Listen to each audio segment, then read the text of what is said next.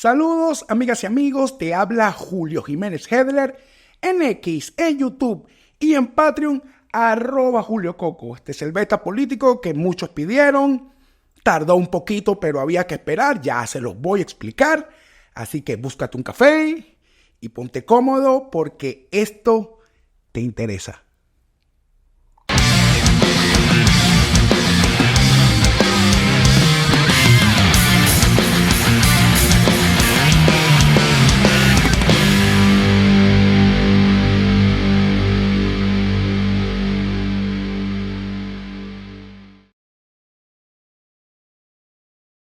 Beta político campaña, comenzando mayo del año 2024.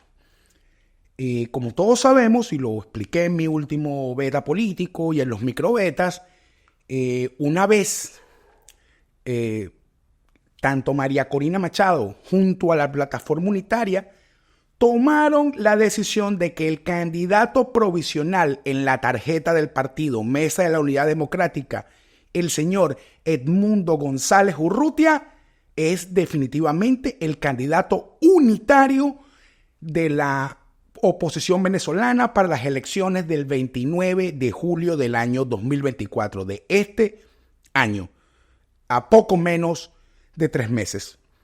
¿Por qué tardé en hacer este beta político? Comienzo.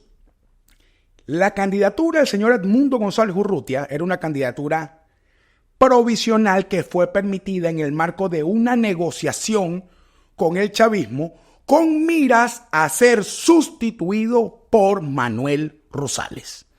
Así de sencillo. ¿Y qué ocurrió? ¿Por qué en definitiva no fue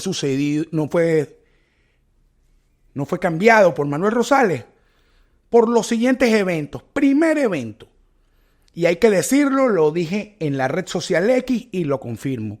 En todas las encuestas serias, el gobernador del Zulia, Manuel Rosales, tuvo y tiene más rechazo que Nicolás Maduro. Y por ese mismo motivo es que era el elegido por el chavismo para enfrentarlo. Cosa que ya yo expliqué hace 3 años cuando empezó esta serie de microbetas con la negociación Maduro-Biden. Todo este proceso que se vio trastocado, el plan original del chavismo se vio trastocado, primero por la incursión de María Corina Machado, esto ya lo he explicado en otras veces, no voy a ahondar allí, en la ruta electoral, participando en la primaria opositora, logrando que se hiciese sin el CNE y ganándola de manera abrumadora. Eso reventó el plan.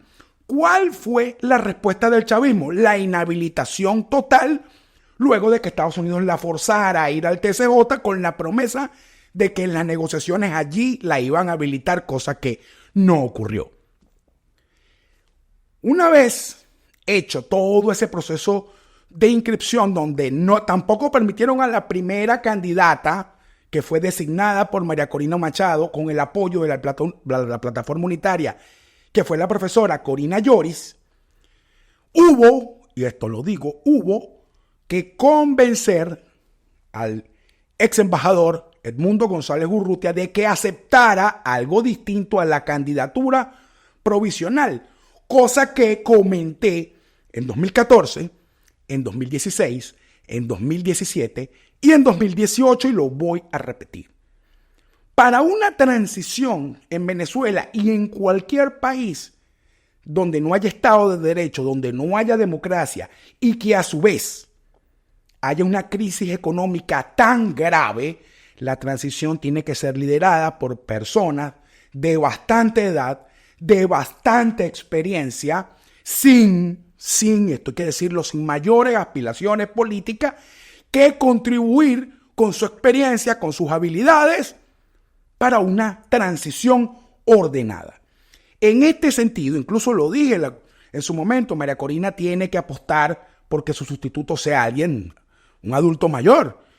Primero la profesora Lloris, la doctora Lloris, y ahora Edmundo González Urrutia, en quien he encontrado en el marco ya de la campaña, y por eso es que este beta político se llama campaña, un conjunto de cosas que quiero explicar y voy a ir introduciendo los detalles a medida que se los vaya narrando. He visto personas criticando las posiciones que ha venido vertiendo González Urrutia en las distintas entrevistas que está haciendo, porque lo que está haciendo es entrevistas en los medios de comunicación. Me parece, desde mi perspectiva, y se lo dice alguien que sabe de esto, estoy felizmente sorprendido del nivel político y del discurso del señor González Urrutia. Sorprendido. Y los que lo criticaron por leer el primer discurso en su alocución, aceptando la candidatura, se equivocan. Ese es el máximo respeto que tiene un líder por sus seguidores o un jefe de Estado. Los grandes discursos son escritos. Los estadistas no improvisan. Con esto no estoy diciendo que González Urrutia es un líder y es un estadista. No, estoy diciendo que es un hombre serio y responsable y que entiende que no se podía parar ante una cámara a decir lo que le provocara. No voy a caer en los detalles de ese discurso. Puede encontrarlo, está por toda la red, está en su canal YouTube, está en X, está en Facebook, en Instagram, en todos lados está. Fue prosiguiendo en una agenda de medios donde tocó, digamos, distintas audiencias. Tuvo con los que le llegan a los jóvenes, con los que le llegan a los intelectuales, con los que le llegan a los empresarios. Y palabras más, palabras menos, ha dicho algo que es importantísimo de cara a una transición ordenada.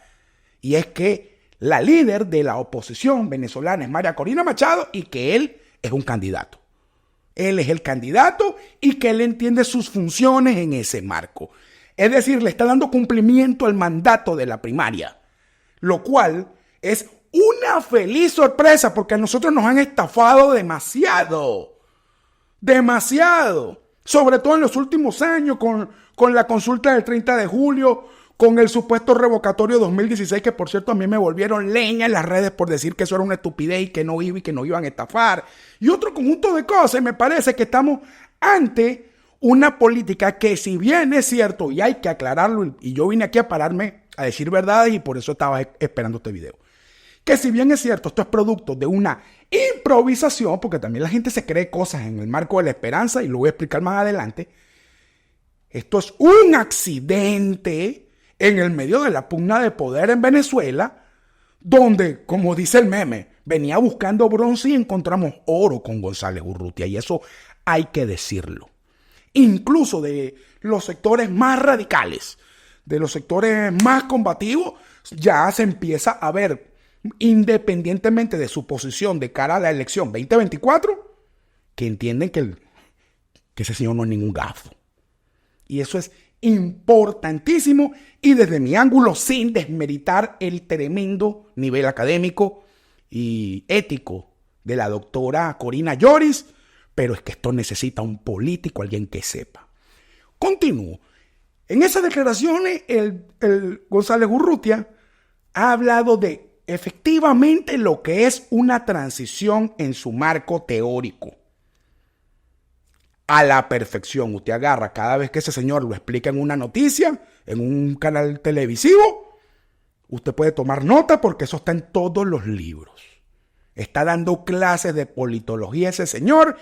Y para mí ha sido, repito, grato ver que finalmente alguien se para a decir las cosas como son. Y el cómo son tiene que ver con las circunstancias, porque entonces hemos visto a todos los analistas. Cafecito.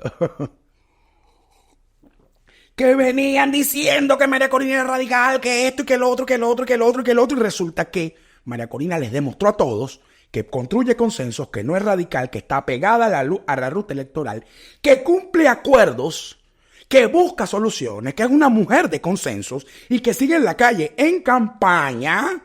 Y ahora los analistas no hallan cómo atacar al señor Edmundo González.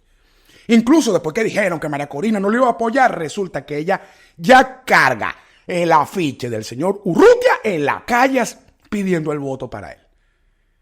¿Y por qué me refiero y me detengo en este punto de los analistas? Porque estos analistas vienen diciendo hace tiempo. El asunto de la ruta electoral, incluso lo he dicho y lo repetí hace poco, yo nunca me he peleado ni me voy a pelear con quien cree que cualquier solución para Venezuela es electoral. como tampoco me voy a pelear con el que cree que en Venezuela no hay salida electoral. No me voy a pelear con ninguno de los dos. Pero como lo planteó en este marco, no María Corina, sino González Urrutia, impecable. Y no les estoy hablando de esperanza ni nada de eso, porque ustedes me conocen, yo no funciono de ese modo. Pero continúo. Tardé en hacer este beta político porque yo estaba esperando la respuesta del chavismo y esa respuesta ocurrió hoy. Y fue la respuesta de Diosdado Cabello de decir que ese era un candidato legal. Ah, ok. Interesante, porque todos estábamos a la expectativa si iban a hacer alguna de las de ellos, ¿no? Pero 9, 10 días después del anuncio, y que esa sea la respuesta en boca de Diosdado Cabello, amerita un análisis, más allá de todo el chisme político que, como han visto, tanto en las redes sociales como en mi supergrupo de Telegram, La Taguara Política, no quiero nada con el chisme político, nada. Eso lo que hace es tapar los acontecimientos, generar ansiedad. Yo en esa no me anoto. Pero sí ocurrieron cosas y en el medio de eso ocurrió todo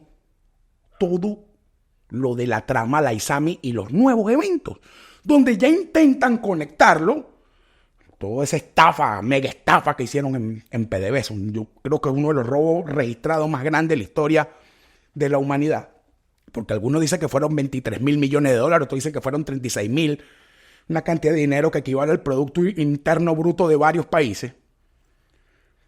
Pero el asunto es que dentro del chavismo hay una crisis y en el medio de estos 10 días tuvieron que atender, y aquí voy con los accidentes felices. El chavismo no es infalible ni es perfecto y comete errores. Y el error que cometió el chavismo fue creer que el señor González Urrutia, producto de sus asuntos de salud, por donde vive y circunstancias familiares, nunca iba a aceptar ser consolidada y definitivamente el candidato opositor. Le falló la inteligencia. Ojo, le falló a todo el mundo, porque entiendo, y no tengo una información precisa al respecto, pero que el señor aceptara efectivamente ser el candidato fue un proceso, digamos, poco sencillo para convencerlo, porque un señor inteligente, un señor con trayectoria, un señor jubilado, que vive afuera, y bueno, decidió, y yo creo que toda Venezuela tiene que darle las gracias a las personas que lograron que el señor González Urrutia, aceptando la candidatura unitaria, rompiera el juego. Pero ¿por qué falla el chavismo al no entender que era posible que el señor aceptara? Falló en dos cosas. Lo primero, como lo dije, había una supuesta carta de renuncia vigente hasta el 15 de abril de 2024 para él ser sustituido. En el beta anterior te comenté que yo no sabía quién tenía la carta. Bueno, resultó que el chavismo no la tenía. Ese fue lo primero. Ellos no se aseguraron efectivamente de que no fuese a aceptar la candidatura. Y lo segundo es que tienen que atender todo lo que está ocurriendo al interno del chavismo.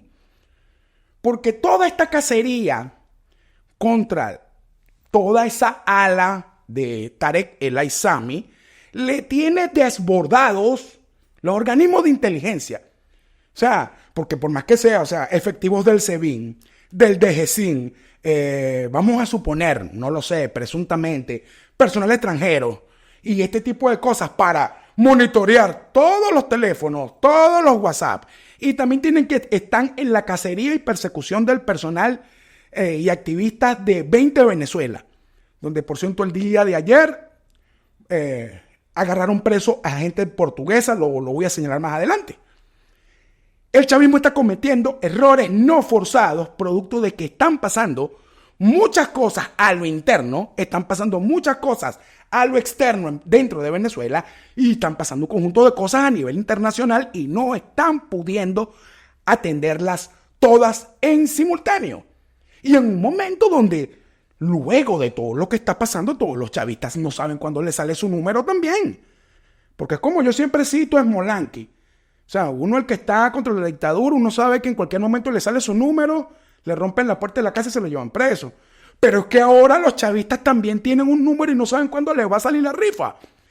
Y en ese mar de desconfianzas están colapsados en su recurso humano.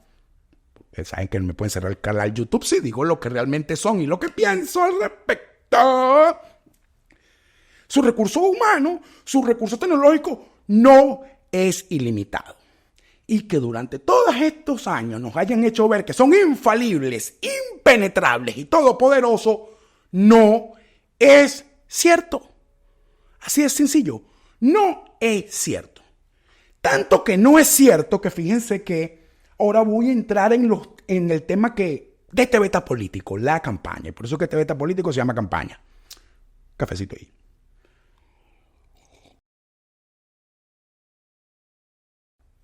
Que por cierto, alguien en YouTube me dijo que yo que no tomaba café. Ah, tampoco es whisky. Yo no tengo real para eso y no me gusta mucho. Continúo.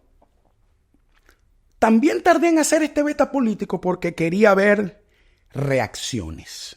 Y les voy a comentar algunas cosas que hice. Fui a jugar baloncesto para mi barrio esta semana pasada. Pero me fui a jugar baloncesto también para otro barrio. También fui. Intenté ir al mercado municipal todas las veces que pude. Y me guindé del WhatsApp a ver estados, cosa que los que me conocen saben que yo no veo estados de WhatsApp. Y cuando publico uno es un chiste. Del resto yo no veo estados de WhatsApp. Pero esta vez lo hice. Tanto que el día domingo me lancé unas vacaciones del teléfono porque hasta la mano se me hinchó de tanto ver. Intenté comunicarme con gente que conozco a nivel nacional para entender este fenómeno, para entenderlo.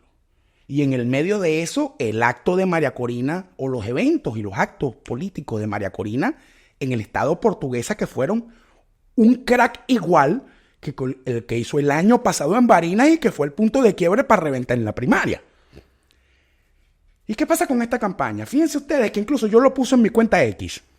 ¿Dónde está el candidato? ¿Cómo arranca una campaña electoral sin candidato? Una campaña electoral sin eslogan, sin identidad, sin esto. Lo que sabemos de política, sabemos que eso cuesta dinero, cuesta tiempo y es preparación. Pues resultó que una buena parte del país no esperó candidato. No lo esperó. La gente empezó a sacar su flyer en los estados de WhatsApp. Y ahora entiendo el por qué el chavismo estaba promulgando e impulsando el terror a través de la ley antifascista, porque estaba evitando lo que está pasando con esta campaña político-electoral. Y es que la gente se lo apropió. Hasta el momento, González Urrutia no ha sacado ni su eslogan, ni su jingle, ni nada. Todo lo hizo la gente. Buscaron unas fotos en Google. De hecho, el mismo día, el viernes, que yo hice esa noche un microbeta, estuve buscando fotos en Google de Edmundo y solamente conseguí 6. Y con esas 6 fotos, yo en los estados de WhatsApp vi afiches, flyers que hizo la gente, así como los que hacen las tías de uno con Piolín y la de la oración del día. Los más avanzados hicieron un reel, una cuestión en CapCut, en Canva. Y otros más con Photoshop le sacaron hasta canción. Tiene canción, tiene todo esto. Junto con unos amigos, porque ustedes saben que yo soy asesor y analista de redes sociales, empezamos a buscar de dónde salió, quién fue la primera cuenta que dijo Edmundo para todo el mundo. Empezamos. Unos panas ahí pusieron una plata porque es un software que hay que pagar y lo detectamos. Vino de la gente. Es más, vino de un estado de WhatsApp, una captura, alguien la subió y no voy a decir que fue el único que tuvo esa idea, fue que todo el mundo, porque esto sigue siendo Venezuela, Edmundo para todo el mundo y ¡pum! Ya hay eslogan, ya hay campaña, ya hay afiches, ya todo el mundo conoce su cara y que algo inaudito, esto es un fenómeno que tiene que venir un sociólogo y unos psicólogos sociales a estudiar esta cuestión.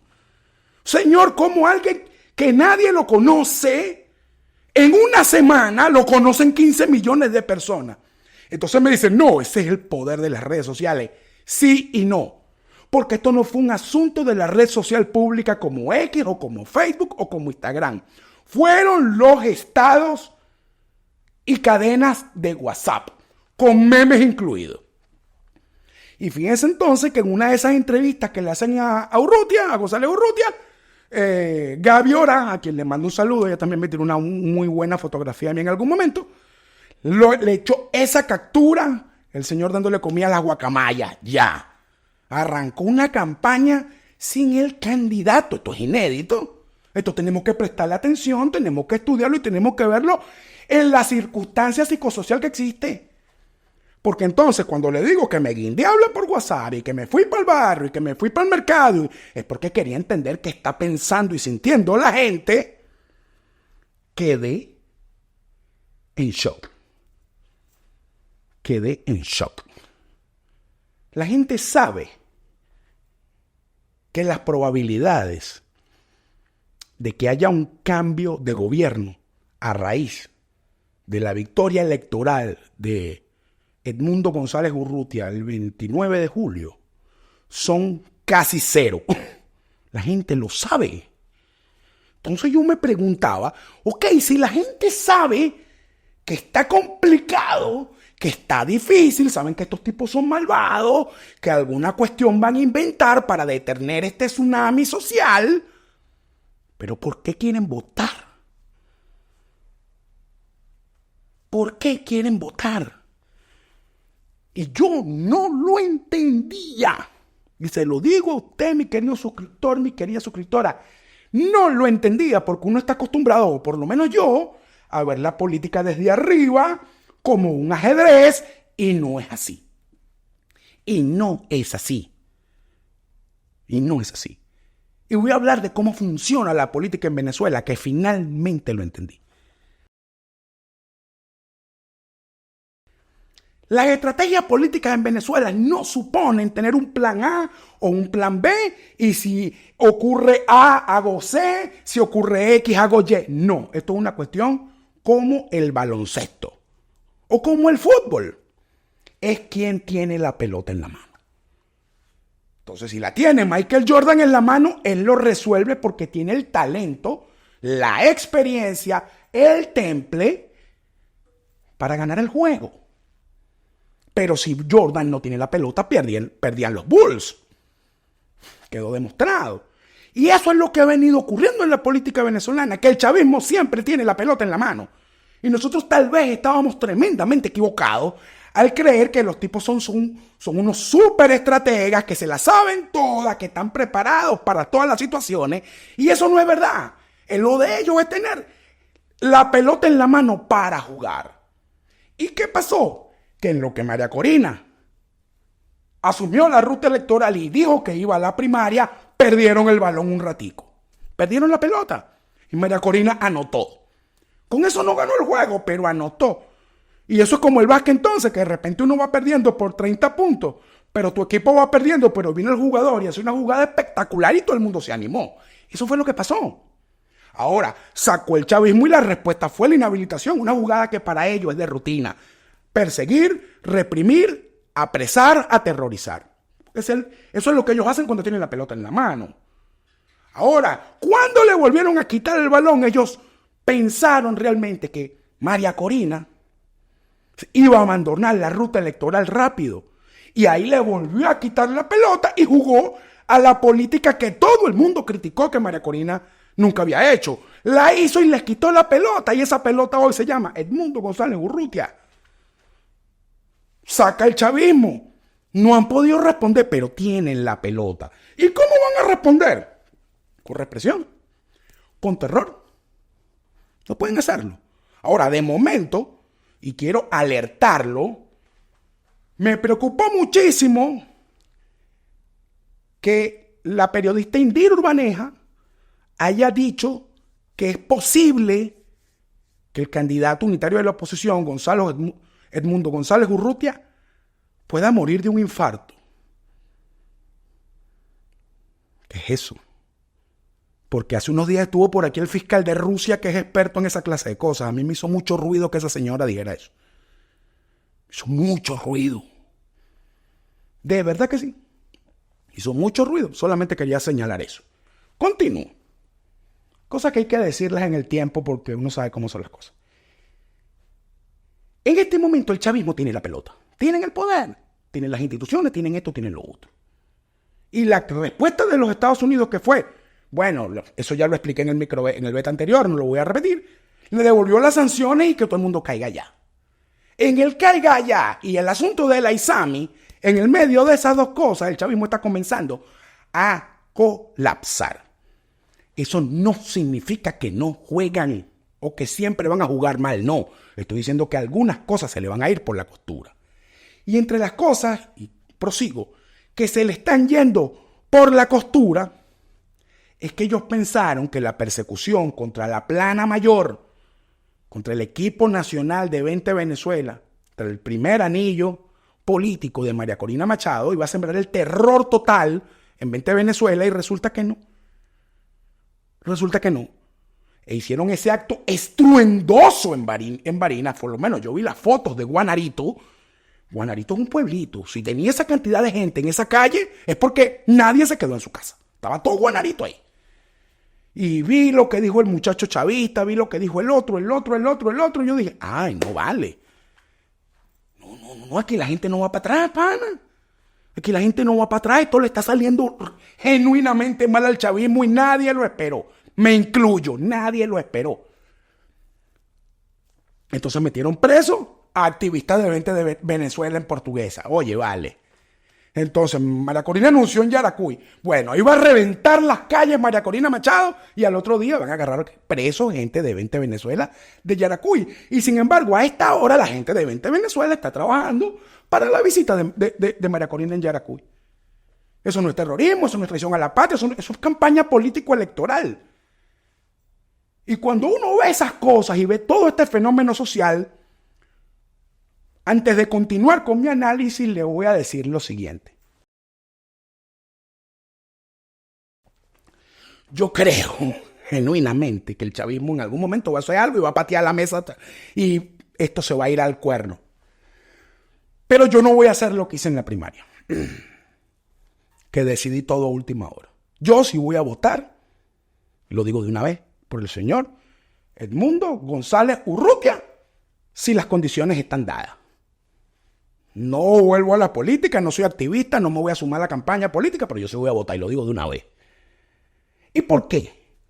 Yo puedo darle a usted, como cualquier persona que sepa de política, 100 argumentos, o como está de moda en YouTube, 10 razones para votar por Edmundo y decirle mundo para todo el mundo y ponerme en modo pintarme la cara, cool. No, nada de eso. Yo sé de qué se trata esto. Lo que voy a hacer y el por qué lo voy a hacer se lo explico. Es simple. Este fenómeno social hay que estar dentro, no afuera. Porque lo que entiendo es que se van a robar las elecciones. Eso es lo que entiendo. Yo no entiendo otra cosa. Bueno, róbatela, pues. Yo voy allá a votar para que te la robe. Y a mí el que me venga a decir que con mi voto estoy legitimando a Maduro, le tengo un mensaje. No. Porque aquí quien legitima o deslegitima la elección es el candidato. Entonces yo prefiero ir a votar, como dicen todas las encuestas, que la cuestión está como que en 60, 70%. Bueno, yo me sumo con un puntico ahí. Y ese día en la noche veremos qué dice María Corina y Edmundo. Simple. O sea, esto es como en el truco, pues. O sea, yo quiero este truco con el 1 de oro. Yo no sé si es un carro. Yo quiero. Pa' ver nada más. Lo estoy diciendo clarito, sin esperanza, sin ya ganamos, sin esto. No. Yo voy a votar y voy a ver qué va a pasar en la noche. Simple. O al otro día, o al tercer día, o al cuarto día. Porque lo que vengo viendo, y lo repito, es que el chavismo y esta política se trata de que quien tiene la pelota, entonces aquí se trata de robar el balón, pues. Entonces, ¿cuándo se le va a quitar el balón a Maduro? Cuando él se dé los resultados. ¿Y quién lo hace? Los líderes. Y ahí yo veo a María Corina diciendo que el candidato a la transición, tal, unitario, y es electoral, es Edmundo. Yo veo a Edmundo diciendo que la líder del proceso es María Corina Machado. Ya, eso para mí es suficiente. ¿Tengo confianza plena? No. No la tengo, por supuesto que no. Soy escéptico. Tengo dudas, tengo desconfianza, yo tengo todo. Pero no me voy a quedar por fuera de este proceso. En el sentido de mi voto. No voy a volver a la política, no voy a hacer campaña ni nada de eso. ¿Y por qué te lo adelanto antes de dejarlo para el final tipo plot twist? Porque yo te lo estoy diciendo ahorita porque mucha gente hizo lo mismo que yo. Gente escéptica. Es más, si lo están haciendo los chavistas. Es más, se publicaron los audios de 2020, unos audios editados, cortados, de uno de los enchufados del chavismo que ahorita están perseguidos y presos, con Leopoldo López y Julio Borges. Resulta que esa gente le estaba jugando para atrás a Maduro desde hace rato y uno como que no sabía el asunto.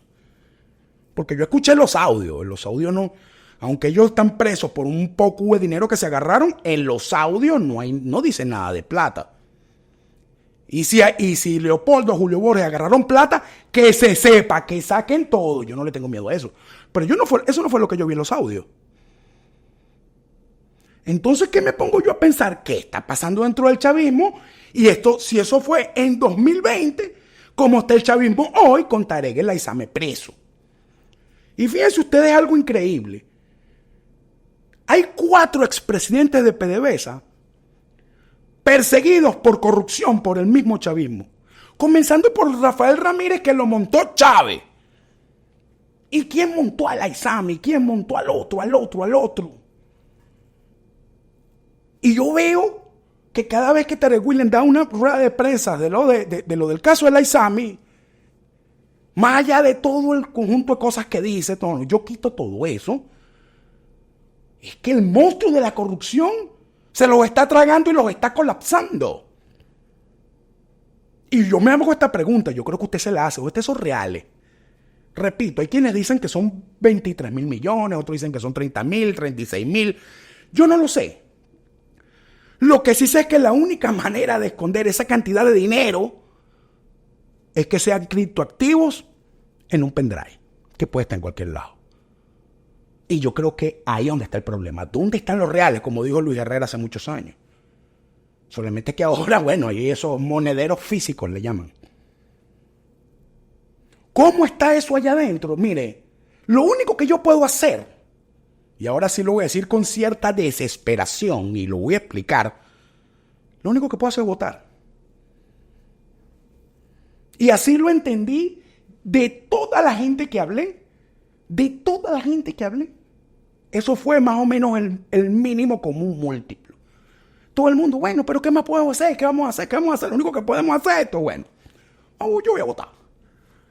Yo quiero para ver qué va a pasar. Yo quiero saber, porque entonces si eso es lo que está pasando dentro del chavismo, ¿cuántos como Samar López o Tarek El Aizame o Raúl Gorrinto, ese poco de perversos, porque lo son? Aquí no estamos diciendo que son ninguno santo. Pero ¿cuántos de ellos le están jugando para atrás a Maduro ahorita? Yo no lo sé. Pero puede ser que el 29 de julio en la noche lo sepamos. Y sobre eso quiero explicar algo breve. Yo me retiré de la política en 2020, durante la pandemia. Y voy a decir esto a propósito de los audios que se filtraron. Uy, qué calor. Esto es sudor. Calor increíble. Continúo. Calor barato, mano. Y una de las razones, no las grandes, de las pequeñas, es cuando yo empecé a ver que todo era por Zoom. Yo dije, esto no es conmigo. Mucha gente hoy, 4 años después de la pandemia, está molesta conmigo porque yo no me reuní por Zoom, con nadie. Y lo dije en Twitter, ahora X, y se molestaron conmigo. Le dije, mire, eso es inseguro, eso no sirve, tengan cuidado. Y la política, ¿qué es la política? La política es hablar, convencer, plantear, ponerse de acuerdo, pelearse, pero política es hablar. Entonces salen esos audios y uno no sabe si fue que alguno de estos ineptos se dejó grabar, porque esa es la verdad, o si es que la empresa Zoom le proporcionó las grabaciones, o si es que estos tipos tienen la tecnología para pinchar Zoom. Yo no sé cuál de las tres es. Pero lo que sí sé es que tú no puedes hacer esas cosas por Zoom. Y eso es parte de mis desconfianzas. Y es parte por lo cual permanezco fuera de todo. Porque cada vez que a mí me dicen, no, Julio, vamos a hablar en una reunión virtual. ¿Qué? No, mano, yo no. Y si yo tenía información porque me enteraba de las cosas, yo ahora no me entero de nada. ¿Por qué? Porque no quiero estar hablando por teléfono con nadie de cosas comprometedoras. Que no estoy diciendo que son buenas ni malas, sino que son comprometedoras. Porque hacer política, que es decir algo tan sencillo como hablar, en este país es comprometedor. Ahora, ¿qué me gustó? Y me devuelvo a lo de la campaña, porque este es el beta político campaña. Ok, empezaron a perseguir personas por lo que pusieron en sus estados de WhatsApp. Pero ¿cómo van a perseguir a 6, 7, 8, 9 millones de personas que pongan la cara de Edmundo González Urrutia en su estado de WhatsApp? ¿Cómo lo van a hacer? Por más tecnología y recursos, no tienen cómo hacerlo. Y entonces ahora me voy a meter en el asunto de esta campaña porque quedan solo 90 días. En esta campaña no hay que buscar votos, vamos a estar claros. Los votos están, y se lo digo con total franqueza. Todavía no hay estudios serios, porque bueno, es una encuesta seria, no esas cosas de los analistas. La encuesta seria tarda, eso tarda. Pero a mí no me queda duda de que el ambiente te dice que por lo menos está 3-2, en el peor de los casos, por lo menos está 3-2. Y en todo caso tú convences al indeciso. Porque sí, yo entiendo que hay un buen sector, no voy a decir que es pequeño, de opositores venezolanos que creen que en Venezuela no hay salida electoral y no van a votar bajo ningún concepto. Y quiero decirle algo, yo eso lo respeto. Yo no voy a hacer, y le invito a usted, si va a votar y cree que hay que votar, que no lo haga, porque cuando nosotros dijimos que no había que votar, vinieron los mudecos a caernos encima. No. Yo no voy a repetir ni a reproducir esa práctica. Yo respeto eso. ¿A quién se convence? Al indeciso. ¿Y dónde están los indecisos? Los indecisos son los que son casi oposición, casi chavistas y chavistas. No están en el extremo duro de la oposición. Y de eso se va a tratar esta campaña. Y en esta campaña, más allá de lo que están diciendo, porque fíjate tú lo que dijo Antonio Ecarri, que cónchale, yo le tenía respeto a Ecarri a pesar de que estoy absolutamente en desacuerdo con su posición y sus acciones políticas, pero ya no puedo respetarlo. O sea, ¿cómo va a estar diciéndole al señor González Urrutia caucho repuesto? Y le voy a decir algo. Ajá, sí es un caucho repuesto. ¿Y por qué? Porque no dice que no se permitió la candidatura legal y legítima de la primaria, ni a quien ella designó. Porque entonces Carri tiene que decir que era la señora Corina Llori, y porque no la dejaron. Que lo explique. Y le tengo un mensaje, porque yo conozco a Antonio, y conozco a Eric, y conozco a varios de su equipo. Cambien de asesor comunicacional y de propaganda, no sirve. Lo están robando. Se lo estoy diciendo en serio. Porque si vas a hacer ese triste papel, por lo menos hazlo bien. Y lo están haciendo mal. Y la sociedad les va a pasar factura. Y eso es lo último, y ya voy a comenzar con las reflexiones para despedirme, porque no quiero que este beta político dure 1 hora. Yo sé que si yo no voto, la sociedad me va a pasar factura. Se lo digo así con total honestidad. Tal vez un venezolano que esté afuera, no. Pero uno aquí sí. Porque donde usted sale a la calle, o sea, esto me hace recordar a mí eventos pasados, porque yo tengo desde el día 0 en esto. O sea, yo en el 98 voté por Irene, voté no a la constituyente 2 veces, tal. Yo siempre he estado en contra. Siempre. Y si algo que me cansa de votar esta vez es tener que votar en contra de y no a favor de. Esto ya yo lo he dicho. Me cansa, pero bueno, tengo que hacerlo. Pero cuando tú se para la calle, yo le voy a decir algo. El ánimo que hay hoy para votar por Edmundo, y esto se lo estoy diciendo con el corazón en la mano, es superior al del referéndum revocatorio de 2004, que lo viví intensamente en campaña, en mes electoral. Lo viví. Es superior, y también se lo digo, a la elección de Capriles contra Maduro.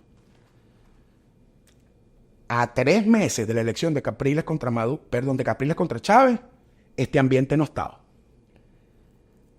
Y en la de Capriles contra Maduro, este ambiente no estaba. Y es raro. Es tremendamente extraño.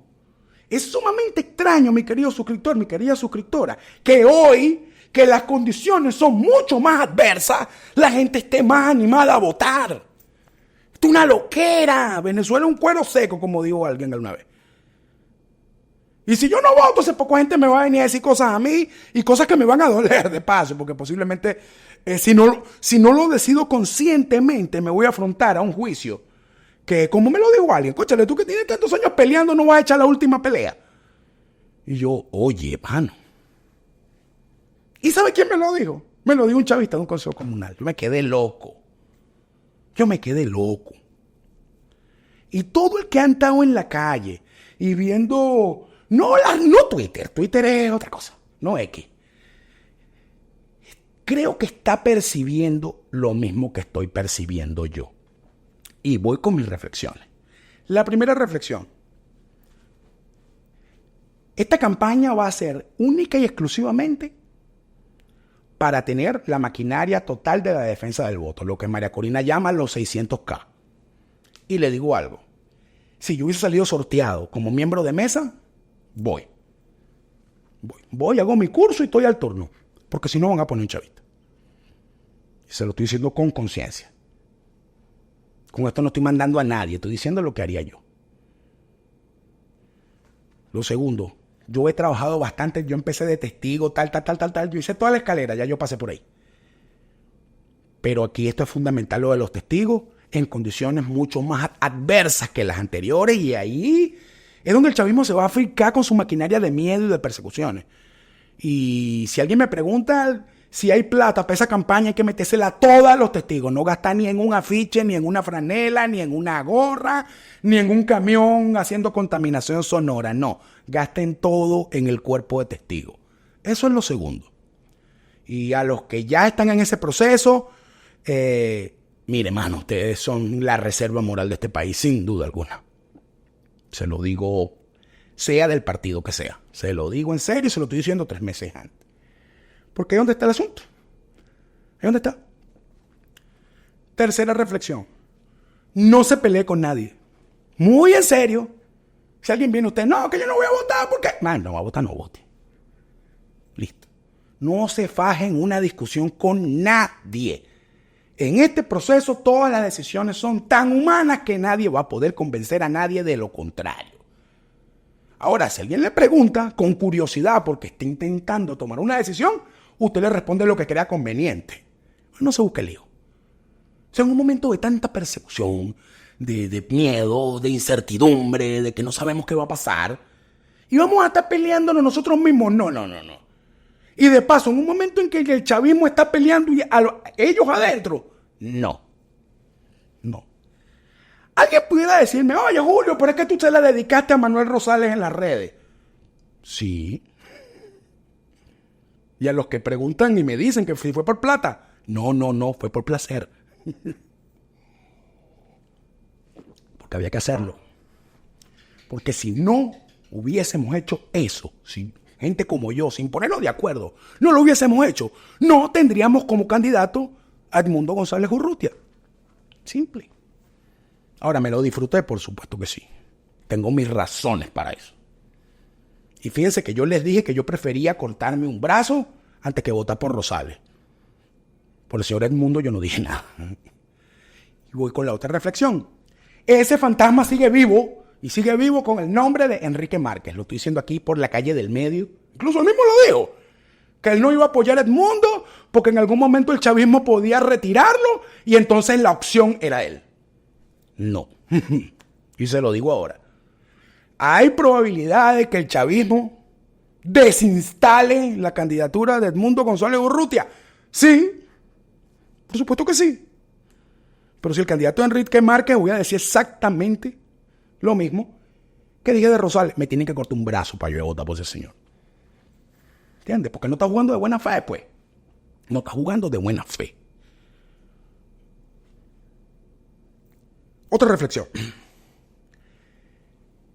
De verdad que tengo días diciéndolo y no lo voy a repetir, pero lo voy a plantear de otra manera. En esta campaña, es una campaña de los moralizados contra los desmoralizados. De ambos bandos, tanto del chavismo como desde la oposición, ¿ok? Y las máquinas están unas intentando desmoralizar y otras intentando moralizar. Esa es la realidad. A eso se resume. No se sume a la campaña de desmoralización. Incluso hay cosas que en este momento, y se lo digo con total responsabilidad, uno, aunque sean verdad, hay que calmarse. Hay que calmarse. Uno no puede todo el tiempo, y se lo dice alguien, pero uno no puede todo el tiempo navegar contra la corriente. Y yo le puedo decir algo, alguien pudiera decirme hoy, Julio, está comprobado que las masas se equivocan. Y yo le diría, sí, la historia está plagada de fenómenos sociológicos donde se equivocaron. Sí, por supuesto que sí.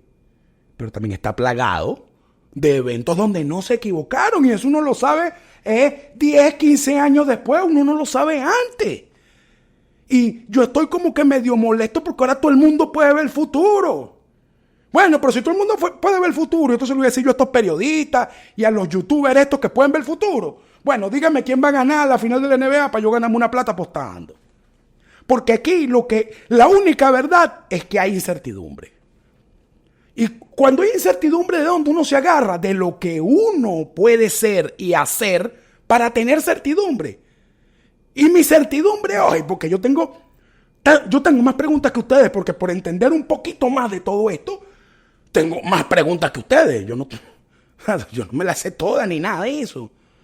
Ahora, mi certidumbre hoy es algo simple. Yo voy a votar. Ya. Lo demás no está en mis manos. Ahora, que espero que no nos vuelvan a traicionar. Y si nos traicionan, bueno, pagarán el precio. Pagarán el precio y ya. No vamos a estar con esa tampoco. Ahora, tengo desconfianza. Soy escéptico si todo eso va. Pero prefiero decidirlo hoy, decírtelo, en el marco de una realidad sociopolítica gigantesca y de un clima psicosocial, a empezar a caernos en una discusión que no tiene mayor sentido. Y con esto me voy a despedir. Chévere.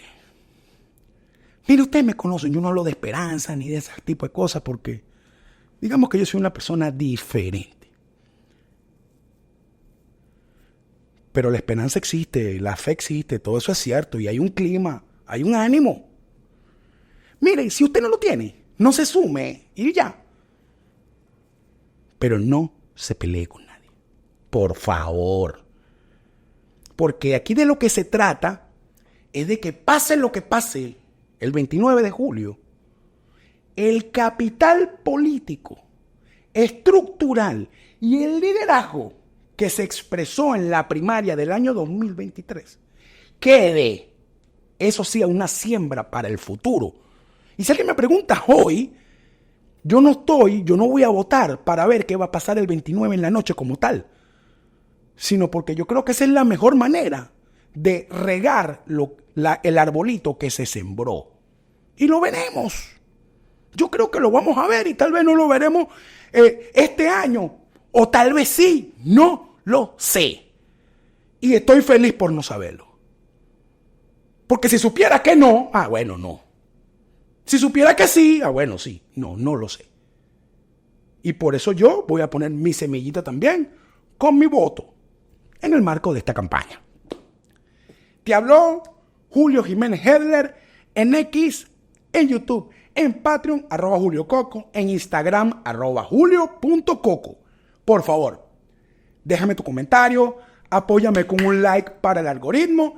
Y si, por cierto, si hay algún extracto de este video que tú crees que yo pueda hacer un video cortito, un reel para Instagram y para TikTok, dímelo y yo lo corto y lo publico. Muchísimas gracias.